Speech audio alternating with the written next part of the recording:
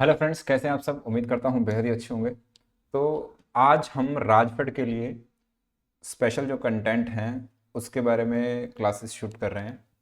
और ये क्लास हो सकता है यूट्यूब पे भी जाएगी। शुरू की कुछ क्लासेस, एक दो क्लासेस। तो राजफेड में जो अकाउंटेंट की भर्ती आई है उसका सिलेबस ऑलमोस्ट आप लोगों को मैंने वीडियो में बता दिया होगा, नहीं तो मैं एक अलग से वीडियो बना दूंगा। ये कंटेंट है, ये अभी जूनियर अकाउंटेंट के बारे में बात हो रही है राजफेड में, और सेम ही कंटेंट जो डेयरी में आई थी भर्ती, तो उसके लिए भी आया था। अब यहाँ पे देखिए, ये जो कंटेंट है इसमें एक टॉपिक है सप्लाई चेन मैनेजमेंट। जो भी बीकॉम होल्डर हैं, कोई परसेंटेज का चक्कर नहीं है, तो आप लोगों के पास एक अच्छा चांस है। इसकी तैयारी करने के साथ आपको जेवीएनएल जूनियर अकाउंटेंट के भी लगभग 30-40% सिलेबस में हेल्प हो जाएगी। और ये इसकी तैयारी तो मस्ट करनी ही चाहिए, क्योंकि इतना आसान सिलेबस कम समय में तैयारी हो सकती है, तो बढ़िया एक एफर्ट लगाना चाहिए। तो पिछली बार भी बहुत सारे स्टूडेंट्स के सिलेक्शन हुए थे, जिसके बारे में मैंने अपने चैनल देव डेमो पे डाला हुआ है। आप जाइएगा, स्टूडेंट्स के रिव्यूज अच्छे खासे आपको मिलेंगे, मैं शेयर भी कर रहा हूँ। तो अभी हम आते हैं टॉपिक के ऊपर, क्योंकि इन चीज़ों पर डिस्कशन हम अलग से करेंगे। तो हमारा जो टॉपिक है that is supply chain management.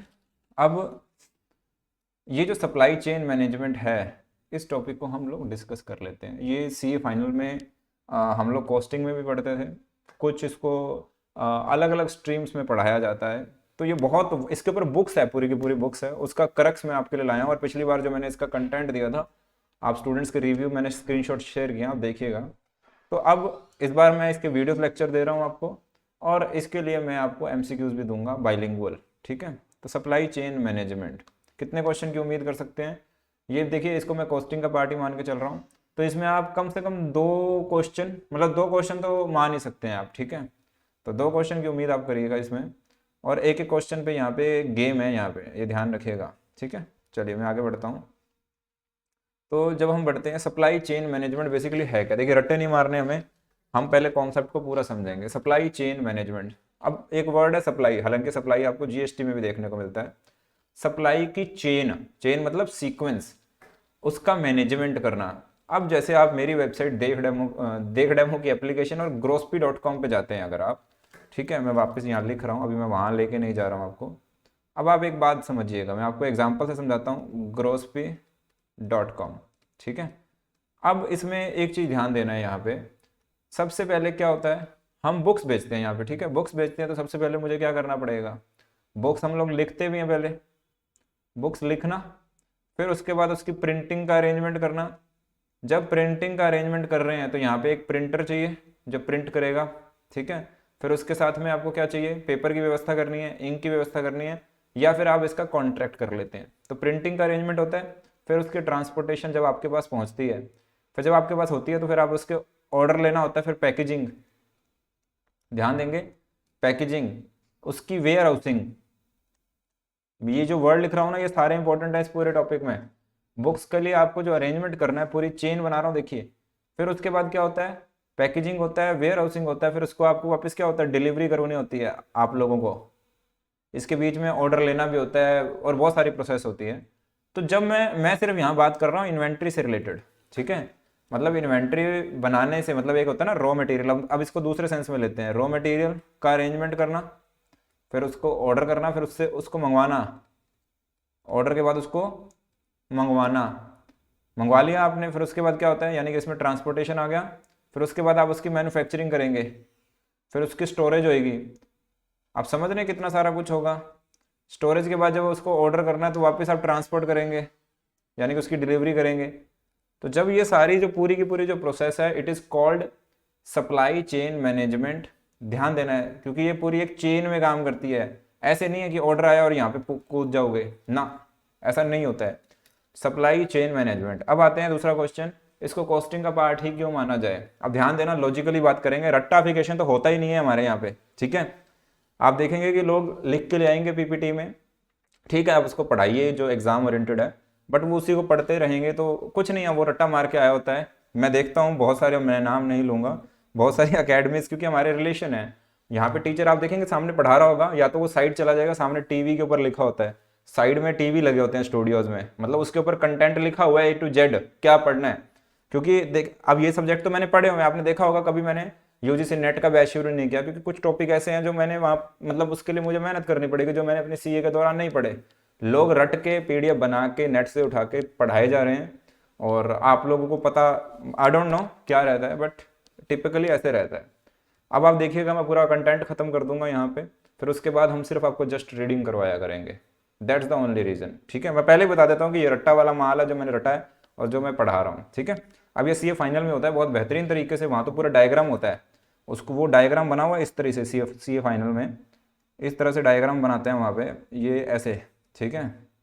Old books, अब न्यू बुक्स का तो मुझे आइडिया नहीं है, ये इस तरह से बना होता है। और इसमें क्या होता है, ये पूरा का पूरा क्या होता है, इस तरह से उन्होंने डायग्राम बनाया हुआ है। अब इसमें स्टेप 1 होता है, इसमें ऐसे करके स्टेप 1, फिर इसमें स्टेप 2, इसके अंदर लिखा होता है रॉ मटेरियल। तो इस तरीके से हम लोगों को पूरा ये सीए फाइनल में हम लोग पढ़ते थे, मटेरियल वाला जो चैप्टर होता था, ठीक है। और उससे पहले भी बहुत सारे चैप्टर होते थे, 6M वगैरह, बहुत सारा कुछ जो पढ़ाया जाता था कोस्टिंग में, वहाँ पे हमें ये सब बताया जाता था, ठीक है। चलिए अब आते हैं हम सप्लाई चेन मैनेजमेंट में वापस से बात करते हैं। तो आपको यहाँ पे एक चेन दिखेगी इस तरह से जो मैंने अभी बनाई थी, स्टेप बाय स्टेप, क्लियर है। अब हमें इस चेन का मैनेजमेंट में समझना है कि क्या क्या चीज़ें होती हैं हमारे एग्जाम पॉइंट ऑफ व्यू से। जो जो टॉपिक में से क्वेश्चन आ सकते हैं, इसके ऊपर एमसीक्यूज भी मैंने आपके लिए बनाए हैं, और क्या क्या चीज़ें कवर होंगी वो हम अब आगे देखते हैं सबसे पहले, ठीक है। तो आपको मोटा मोटी समझ में आ गया। और हमारे जो ये सेशंस होंगे, ये कोई मतलब जो ऐप में जा रहा है वो तो फुल फ्लेज मटेरियल होगा, जो यूट्यूब पे आएगा वो फास्ट फॉरवर्ड रहने वाले हैं। रीज़न बीइंग क्योंकि यूट्यूब पे हम लोग वो कंटेंट देना चाहते हैं जो फास्ट तैयारी करवाए। कई बार क्या हो जाता है, जब हम डिटेल में खींचते हैं, डिटेल में ऐप में ही पढ़ सकते हैं, डिटेल में यूट्यूब पे लोग भागते हैं क्योंकि नोटिफिकेशन आ रहे होते हैं, बहुत सारी चीज़ें हो रही होती हैं, तो यूट्यूब पे फुल फ्लेज मटेरियल नहीं चलता है, ठीक है। यूट्यूब पे लोग आते हैं न्यूज़ के लिए, अपडेट्स के लिए, ऐप में लोग पढ़ने के लिए आते हैं। तो जो डिटेल्ड मैटर होगा वो ऐप में ही रहेगा, ये बात ध्यान देंगे हम। और जो रिवीजन होगा, जो फास्ट ट्रैक एक्सप्लेनेशन होगी, जो मैं शुरू कर रहा हूँ यूट्यूब पे के लिए, वो थोड़ी फास्ट रहेगी, क्योंकि डिटेल्ड पढ़ने के लिए बच्चा नहीं आया। मैं वापस से बोल रहा हूँ, यूट्यूब पे हमारे डिटेल्ड वाला सिस्टम नहीं रहेगा, और मेरे सारे सेशन 15-20 मिनट से ऊपर के नहीं रहेंगे, छोटे छोटे सेशंस आएंगे, ताकि हम स्टिक रहें। और लाइव नहीं करूँगा, लाइव सिर्फ नॉर्मल डिस्कशंस के लिए होंगे। लाइव में प्रॉब्लम ये होती है क्योंकि अलग अलग कैटेगरी के बच्चे, अलग कोई भी आता है उठ के और वो बात करता है कि भैया इसका क्या करेंगे, उसका क्या होगा, वगैरह वगैरह, तो डिस्ट्रैक्शन होता है। सो दैट्स वाई अगर रिप्लाई ना दे तो बच्चा स्पैम करता है, ठीक है। चलिए, तो सप्लाई चेन मैनेजमेंट, तो 1 बाय 1 अभी मैं इसका एक डायग्राम लेके आया हूँ नेट से। इसमें हम लोग जो ये हमारा आज का इस वीडियो का टॉपिक है, क्योंकि मैंने 10 से 15 मिनट का ये सेशन प्लान किया था, ये एससीएम की परिभाषा, तो ऑलमोस्ट मैंने आपको परिभाषा तो बता ही दी है, ठीक है। उद्देश्य और तत्व, इन चीज़ों पे हम अब डिस्कशन कर लेते हैं, ठीक है। तो सबसे पहले तो आप देखिए, हमने बात कर ली कि मोटा मोटा देखिए उद्देश्य क्या होता है। उद्देश्य का मतलब होता है पर्पज। अब क्यों पर्पज, ये जो शो ये एससीएम है, सप्लाई चेन मैनेजमेंट है, इसका पर्पज क्या होगा। सीधा सा पर्पज है, मेरा बिजनेस स्मूथली चलता रहे, मेरा बिजनेस स्मूथली चलता रहे। देखिए क्या होगा, मैं आपको समझाता हूँ, बहुत बढ़िया तरीके से आप समझेंगे। आप कॉस्ट शीट बनाते हैं, आप कॉस्ट शीट बनाते हैं यहाँ पे ऐसे करके सारी, इसके अंदर क्या लिखते हैं आप, बेसिकली आपको कॉस्ट कैलकुलेशन करनी होती है, कॉस्ट कितनी लग रही है ना। आप प्राइम कॉस्ट आती है यहाँ पे सीधी सी बात, उसके बाद आप फैक्ट्री का अरेंजमेंट करते हैं, फिर आप ऑफिस के खर्चे यानी कि जैसे आप एडमिन करते हैं, फिर आप सेल्स के खर्चे जोड़ने की बात करते हैं, सेल्स और जो ट्रांसपोर्टेशन होता है, एंड देन टोटल कॉस्ट आ जाती है, फिर आपका ये सारा हिसाब किताब बन जाता है ना। अच्छा, ये कॉस्ट शीट होती है, पर इससे बड़ा क्या होता है, इससे बड़ा आते हैं आप फाइनेंस में, फाइनेंशियल स्टेटमेंट्स में आते हैं, जिसमें फाइनेंशियल स्टेटमेंट में क्या आती है आपकी, ट्रेडिंग, P&L और बैलेंस शीट, यही आता है। आप जो कॉस्टिंग में जाते हैं वो अकाउंट्स को सपोर्ट करने के लिए जाते हैं। ये देखिए लिंकेज होती है, आप समझिए इन चीज़ों को। जब आप ट्रेडिंग बना रहे हैं, P&L बना रहे हैं, कॉस्ट बैलेंस शीट बना रहे हैं, अब आप समझिए जब आप कॉस्ट शीट बना रहे हैं तो आप किसके पर्पज से बनाएंगे, आइदर ट्रेडिंग के पर्पज से बनाएंगे, या मैं ये कहूँ कि मैन्युफैक्चरिंग अगर जहाँ होती है वहाँ तो मस्ट है ही है, ये जहाँ मैन्युफैक्चरिंग हो रही है वहाँ तो कॉस्ट शीट का तो मतलब मैन्युफैक्चरिंग वाली जगह पे तो बनना ही है। जैसे मैं ऑडिट करने गया था कॉटन मिल्स, मेरे लिए बड़े प्रोजेक्ट थे। जब 2019 में जब मैं दिल्ली से गंगानगर आया अपने होम टाउन, तो मैं जीएसटी के ऑडिट्स कर रहा था। बहुत जितनी भी गंगानगर, हनुमानगढ़, संगरिया में फैक्ट्रीज हैं, अगर जो ये लोग सुन रहे होंगे, बहुत सारी फैक्ट्रीज के उस समय जीएसटी, मतलब आप समझिए आज भी बहुत परेशान है लोग, क्योंकि रियल में जीएसटी जो उस समय था वो आज की डेट में है ही नहीं, बहुत सारा तो हटा दिया सरकार ने। बहुत सारी चीज़ें तो मतलब आप समझिए कि एक बार तो स्ट्राइक ऑफ कर दी, क्योंकि लोगों ने बहुत शोर मचाया था, व्यापारियों को बहुत प्रॉब्लम आ रही थी, प्रोफेशनल्स को बहुत प्रॉब्लम आती थी। हम लोग तो ट्रेनिंग्स देते थे। गंगानगर जब मैं आया तो बहुत सारे मैंने ऑडिट्स, मेरे पास बड़ी बड़ी फैक्ट्रीज जो कॉटन की थी, कॉटन में इश्यूज थे। कॉटन में था रिवर्स चार्ज करके कॉन्सेप्ट था, तो कॉटन में इश्यूज बहुत सारे थे, तो मैक्सिमम फैक्ट्रीज मेरे पास आ गई थी, क्योंकि वो कैलकुलेशन जो मैं दिल्ली में सिखा रहा था वो यहाँ पे लोगों को नहीं आती थी, टिपिकल कैलकुलेशन थी। तो बट मेरे लिए न्यू क्या था कॉटन का, मेरे लिए जीएसटी क्लियर था, कॉटन मिल पे वो कैसे एप्लीकेबल होगा, तो मुझे किसी ने थोड़ा बताया कि कॉटन में ये आता है, मैंने पूरी प्रोसेस समझी। ठीक है, उस प्रोसेस के बाद मैंने उनको लगाया, तो वहाँ पे क्या होता था, ये सारा मैन्युफैक्चरिंग के स्टेटमेंट्स बनते थे, फिर उसके बाद ट्रेडिंग बनता था। क्योंकि देखिए कॉटन मिल में क्या होता है, कॉटन मिल में एक रो कॉटन जो फार्मर क्या करता है, नरमा, जैसे हम यहाँ की मतलब गंगानगर हनुमानगढ़ इस बीकानेर की भाषा में नरमा बोल देते हैं, रो कॉटन बोलते हैं उसको बेसिकली, लो की लैंग्वेज में। रो कॉटन थी, रो कॉटन मंडी में आ जाती थी, मंडी में आड़ती होते हैं, आपको पता होगा, थोड़ा सा बता देता हूँ, एक्सप्लेन कर देता हूँ, क्योंकि जब आप मेरे साथ पढ़ रहे हैं तो प्रैक्टिकली पढ़ेंगे, ठीक है, रट्टे नहीं पढ़ेंगे। मंडी में जाती है, तो मंडी में जाने के बाद क्या होगा, वहाँ से जो बोली लगती है, जो कमीशन कटता है, उसके बाद वो फैक्ट्रीज में आ जाती थी।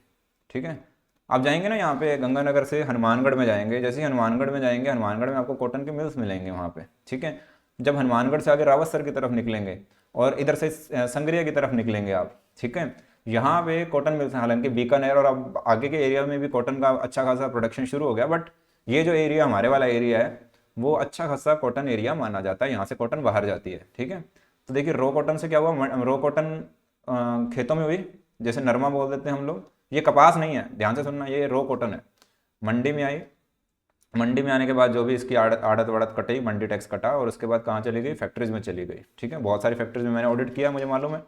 अब जब ये फैक्ट्री में जाती है तो वहाँ पे देखिए मैं प्रोसेस बता देता हूँ, जीएसटी में भी बहुत काम आएगी, यही एग्जांपल मैं जीएसटी में भी लेने वाला हूँ। ठीक है, अब जब ये फैक्ट्री में गई तो वहाँ से क्या होता है, सबसे पहले इसके अंदर से बिनोड़ा अलग कर लिया जाता है। अब आपको पता होगा बिनोड़ा यानी कि उस रो कॉटन के अंदर बीज होते हैं, सीड्स, उसको बिनोड़ा बोला जाता है, उसकी खल भी बनती है। ठीक है, उसने क्या निकाल लिया, बिनोड़ा निकाल लिया, और फिर क्या हो गई, कपास अलग हो गई, अब हो गई वो कॉटन। रो कॉटन से अब क्या निकल गई, कॉटन। अब ये कॉटन चली जाती है पैक्ड होके जहाँ पे इंडस्ट्रीज हैं वहाँ चली जाती है, जहाँ जहाँ इसकी रिक्वायरमेंट होती है, कपड़ों के लिए रिक्वायरमेंट हो जाती है इसके लिए। ठीक है, तो ये अब ये इंडिया में भी रहती है और इंडिया से बाहर भी जाती है, एक्सपोर्ट भी होता है इसका, और भर भर के होता है। ठीक है, तो बिनोड़ा हो गया इसका, इसका कॉटन हो गया, एंड देन जब ये बिनोड़ा बच गया, ध्यान देंगे, बिनोड़ा और कॉटन दो चीज़ें निकलती हैं। अब इस बिनोड़ा से क्या करते हैं, इसको क्रश कर दिया जाता है, इसको मशीनों में डाल के इसका ऑयल निकाला जाता है। ठीक है, अब जब मशीनों में इसको ऑयल निकाला जाता है, जब सीए से पढ़ेंगे तो यार ऐसे ही होगा, क्योंकि आपको नॉलेज, हालांकि मुझे नहीं पता कितनी आप लेना चाहते हैं, तो ऑयल निकलेगा। बिनोला से आपने क्या किया, एक ऑयल निकाला, एक क्या निकाली, खल निकाली यहाँ पे, इसके इसके साथ में क्या निकलती है, खल, और एक निकलती है गाद। गाद मतलब इस just like a waste by product. ठीक है, तो जब आप तीन चीज़ें निकालते हैं तो ये सारी इसकी प्रोसेस होती है। यहाँ पे क्या थी, इस जगह आके जब ये आता था ना, यहाँ जीएसटी की एक कॉम्प्लेक्स कैलकुलेशन आती है सेक्शन 17 में। ठीक है, सेक्शन 17(5) देखिए, याद है ए टू जेड कहाँ पे क्या प्रॉब्लम है। आज भी मुझे जीएसटी का मतलब आप समझ लीजिए कि जीएसटी को इतनी बार एक्ट को बढ़ा हुआ है, बेयर एक्ट को, कि प्रोविजंस तक याद हैं। लोग के फ़ोन आज भी आते हैं कि भाई तो ये केस लग गया, इसको थोड़ा देखियो यार। चलो, तो ये सारा का सारा पूरा प्रोसेस होता है। तो इसमें एक कैलकुलेशन होती है। कैलकुलेशन किसकी होती है कि आपको यहाँ पे कैलकुलेट करना होता है। यहाँ पे सेक्शन 17(5) भी होता है और 17(2)(1) ये भी लगते हैं। तो यहाँ पे E/F एक कैलकुलेशन होती है, जिसमें ये सारा का सारा मसला होता है, इसमें सब कुछ समझना होता है। ठीक है, तो मैं आपको वापस लेके चलता हूँ, ये थोड़ा प्रैक्टिकल एग्जाम्पल की तरफ चले गए हम। तो मैं आपसे ये कह रहा था, जब ये सारे स्टेटमेंट बनते हैं तो आपने देखा, मतलब एक एक स्टेप है हर चीज़ का, और ये हर हर चीज़ जो जुड़ी हुई है ना, ये सप्लाई से जुड़ी हुई है, सप्लाई की चेन से जुड़ी हुई है। और मैं आपको कह रहा था इसका उद्देश्य होता है बिजनेस की स्मूथनेस। बिजनेस की स्मूथनेस मतलब अगर रॉ मटेरियल टाइम पे नहीं आया तो हम कहीं से भी उठा के खरीदेंगे, क्योंकि हमें आगे तो सप्लाई ऑर्डर करना ही है, वहां से तो ऑर्डर आया हुआ है, तो हम उसको महंगा खरीदेंगे।